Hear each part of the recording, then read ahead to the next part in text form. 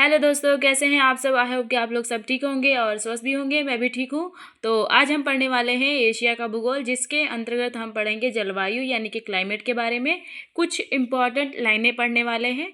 अब आप ये कहेंगे कि जलवायु के बारे में कुछ बताइए, तो हम आपको बता दें कि जलवायु के बारे में हम इससे पहले की वीडियो में बता चुके हैं। जो है आपको यहाँ पे डिस्क्रिप्शन इस वाले वीडियो में मिल जाएगा, आप वहाँ से जाके देख लीजिएगा। उसमें बाकायदा आपको जलवायु के बारे में, ग्रीष्म ऋतु, शीत ऋतु के बारे में मैप के साथ बताया गया है। ठीक है, तो चलिए हम स्टार्ट करते हैं। स्टार्ट करने से पहले हम थोड़ा सा फिर से आपको जलवायु के बारे में बता दे रहे हैं। देखिए, जलवायु और मौसम दोनों अलग अलग हैं। ठीक है, अब ये मत कहिएगा कि जलवायु सेम, मौसम सेम। देखिए, है तो सेम ही, लेकिन ना कुछ इसमें डिफरेंस है। देखिए, मौसम और जलवायु एक तरफ रखिएगा। देखिए, मौसम जो होता है वो कम टाइम के लिए होता है, यानी कि अल्पकाल समय के लिए। और जो जलवायु होती है वो दीर्घकालीन होती है, लंबे टाइम के लिए होती है। कहने का मतलब है आपका कि आप ऐसा कह सकते हैं कि क्लाइमेट वो चीज़ है कि किसी क्षेत्र के दीर्घकालीन मौसम का औसत ही जलवायु है। कहने का मतलब है कि जब मौसम जो जो कम समय के लिए मौसम है, अगर वो लंबे टाइम के लिए हो जाए। अब जैसे मान लीजिए कि हमारी भारत में जो है आप ठंडा भी देखेंगे, गर्म भी देखेंगे, पतझड़ भी देखेंगे, आप बारिश भी देखेंगे। लेकिन फिर भी कहा जाता है कि भारत की जो जलवायु है उष्णकटिबंधीय जलवायु है।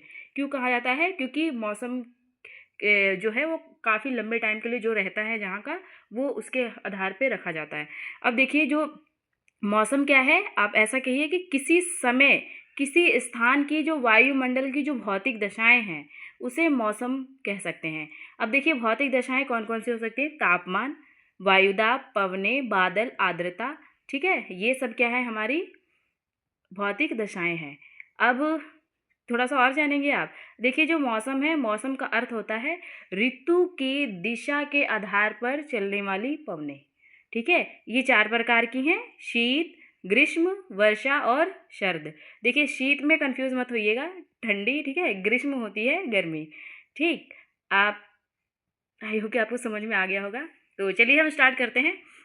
एशिया महाद्वीप की जलवायु में विभिन्नता पाई जाती है। आप देखिए, एशिया महाद्वीप है, हर जितनी भी एशिया महाद्वीप में कंट्री है, हर जगह की जलवायु अलग अलग है। एशिया के मध्य भाग में स्थित उच्च पर्वत श्रेणियां विशाल पर्वतीय बाधा के नाम से जानी जाती है।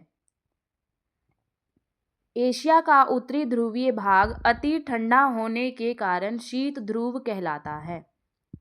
पाकिस्तान में स्थित जैकोबाबाद नगर काफी गर्म है। एशिया महाद्वीप में सबसे गर्म स्थल है जैकोबाबाद। एशिया महाद्वीप में मानसूनी हवाओं द्वारा वर्षा होती है। देखिए, आपने सुना भी होगा, पढ़ा होगा, सुने ना सुने आपने पढ़ा होगा कि जो है हमारे इंडिया में ही देख लीजिए कि सबसे ज़्यादा जो है वर्षा जो होती है वो क्या है? मानसूनी हवाओं के कारण होती है। जब देखिए, अरब सागर से कहते हैं ना कि 65% वर्षा जो है भारत में होती है। जब अरब सागर की जो हवाएं हैं, जब मालाबार तट यानी केरला जो देख रहे हैं आपको, मालाबार तट, वहाँ प्रवेश करती हैं, फिर प्रवेश होते हुए जाते जाते फिर जाती हैं गारो खासी जयंतिया पर्वत, आपने सुना होगा, वहाँ जाके टकराती। वहाँ टकराने के बाद वहाँ काफ़ी ज़्यादा वर्षा आपको देखने को मिलेगी। कहते हैं कि हमारे विश्व में सबसे ज़्यादा बारिश कहाँ होती है? मानसिन राम में होती है, जो कि मेघालय में। ठीक है, और ज़्यादा अब देखिए, गारो खासी जयंती जो 3 पहाड़ियाँ हैं, इन तीनों में से जो है ज़्यादा बारिश खासी पहाड़ी से होती है।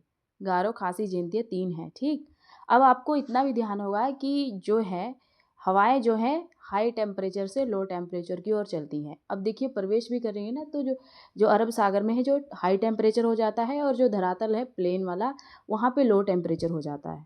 ठीक, तो चलिए इसमें देखिए आगे कि संसार की सबसे अधिक वर्षा भारत के मानसिनराम में होती है। देखिए, अभी हमने आपको बताया चीन में टाइफून नामक चक्रवात की प्रधानता पाई जाती है।